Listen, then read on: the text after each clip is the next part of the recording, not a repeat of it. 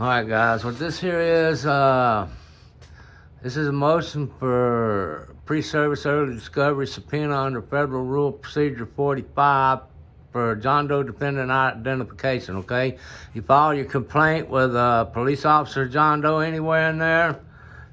This is what you have to do. You have to do pre-service, you have to do pre-service,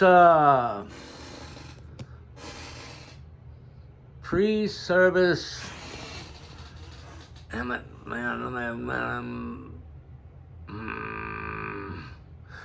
pre-service discovery for purposes of identifying the officer, okay, the John Doe.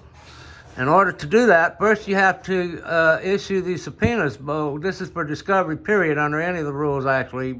Rule 45, particularly this for non-participant litigants, okay? They're not part of the suit. They're just holding, like your city, your entities, your state, people that hold the body cam footage and things like this. You have to issue a subpoena to them under Rule 45, okay? Y'all see I got chucked on this one. I ain't filled it out yet. Production, this is going to be for what I'm going to want. But for pre-service discovery, you have to get permission from the court for pre-service discovery, okay? So I'm writing a motion. You got to do that through motion, okay? So this right here, this here is a motion for pre-service early discovery subpoena under Federal Rule of Procedure 45. Okay, John Doe dependent identification. Now what I'm going to have to do is I'm going to have to make a subpoena, one of those subpoenas I just showed y'all, for Officer McGee Powell, Officer Zamino, Police Officer John Doe number 1 and John Doe number 2. I do have their names. I just don't have the face with the name, so that's why I got it listed as John Doe until I can put the face with the name, okay? So, you understand, all the criminal charges they put on me was all dismissed. I never seen none of the evidence, no body cam footage, nothing, because it was all dismissed. Okay, it was all dismissed. Every bit of it. I mean, never even made it past the preliminary stages, actually. But at any rate, I'm going to have to send, I think, these 3, another one for John Doe number 1, to the Chief of Police, that's 5, to the Hospital Legal Affairs Department, that's 6, 1 for the court, that's 7, 1 for me, probably 7 or 8 copies. I'll figure it up whenever I make them, whenever I actually name all the people that's going to get them. But at any rate, this here's the motion. Section 1 is the motion. Plaintiffs Bobby J. Kenny and Linda K. Bond appearing pro se. Respectfully remove this court for an order authorizing limited pre-service early discovery pursuant to Federal Rule of Civil Procedure 45. Plaintiffs request issuance of subpoenas to the non-party recipients identified in Section 2 for the purpose of obtaining narrowly tailored information necessary to identify John Doe Officer number 1, as well as the non-party John Doe Officer referenced in Section 4, Item 24 of the originally filed complaint. Plaintiffs further state that this request is limited, I keep putting my finger over it, is limited solely to early identification of the unknown officers. Plaintiffs expressly reserve all rights to conduct full discovery at a later stage pursuant to Rule 26, 34, 36, 37, and any other applicable rules. Section 2, non-party subpoena recipients will be the UTMB Police Department Chief Kenneth Adcox, located at 404 8th Street in Galveston, Texas, 77555. The second recipient of the subpoena will be Department of Legal Affairs, UTMB Galveston, 301. Okay, so I got 2 here. I got 4 total with the 2 John Does. That's 6, 1 for me and 1 for the court. That's 8 copies, okay? Okay, Section 3 is going to be the requested limited early discovery materials for John Doe officer identification, okay? The only thing I actually need, now guys, they charged me with criminal trespass, claiming I had an active trespass warning in the computer, which the way that happened was, okay, she asked me for my ID. I said, no, you can't have it, I ain't committed no crimes. She asked me, have you ever had any criminal trespass warnings from here? Well, I had one over the phone, never a written one, but since that one I've been re-invited. I was also told over the phone if it's a legitimate business, it's not trespassing. I'm on a legitimate business appointment with my wife. And I was told an appointment with my wife would be legitimate business at the time it was issued over the phone, okay? So, but that was like 2-3 months earlier. And after they realized that this here trespass warrant was actually null and void and that I wasn't trespassing, I was there on legitimate business, they had me sign. Okay, this one particular officer that was being a jackass, man, the one I think his wife is an ICU nurse. After looking at what I've been looking at, I don't believe it was Hernandez. I believe it's Gonzalez. I'm not sure still. I got to get the document to be 100% for sure. But if y'all look at my other video, y'all see where I'm talking about this piece of crap. Okay? At any rate, I need a copy of the written trespass warning and signed by plaintiff Bobby J. Kinney on October 4, 2024, while he was being held under arrest at the UTMB Police Headquarters located at 448th Street in the city of Galveston. I want the name and the badge number of the issuing officer. Said trespass warrant issued on 10/4/2024. It was either Officer Hernandez A, badge number 467049, or it was Officer Gonzalez G, badge 297213. This information is necessary to correctly identify the proper defendants.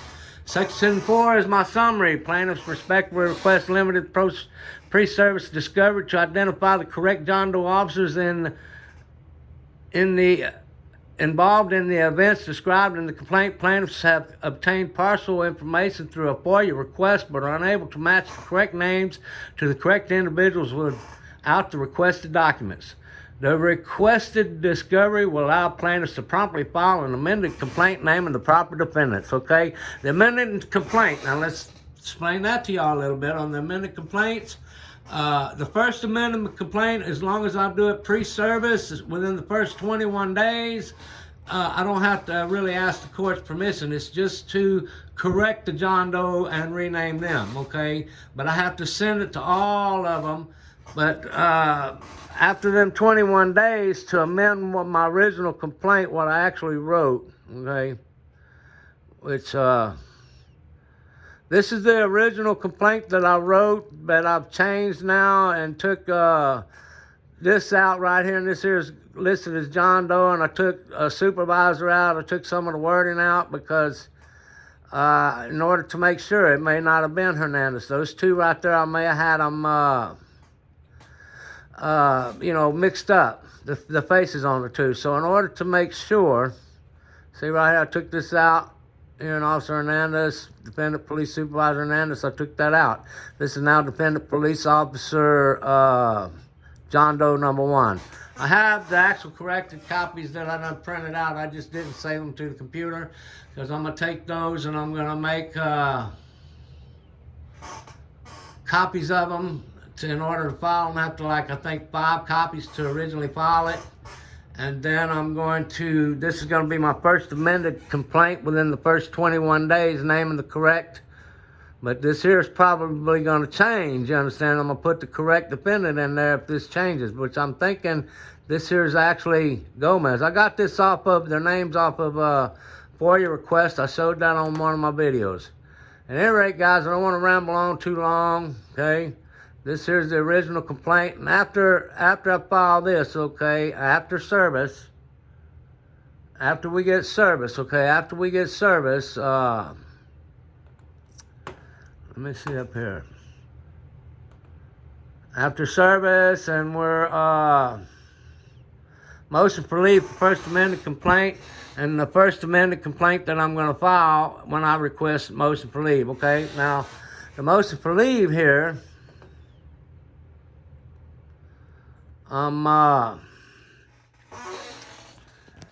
it's basically to shorten and make the complaint easier. What I did right here was amend the complaint. Once it's all, I will change all these right here to the correct defendants, okay?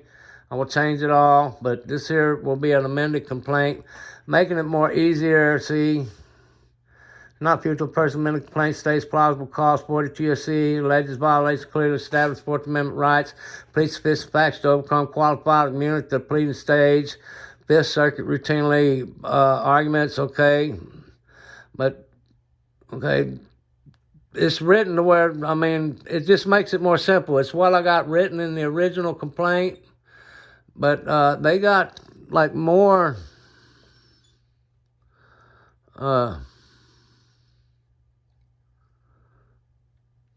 see?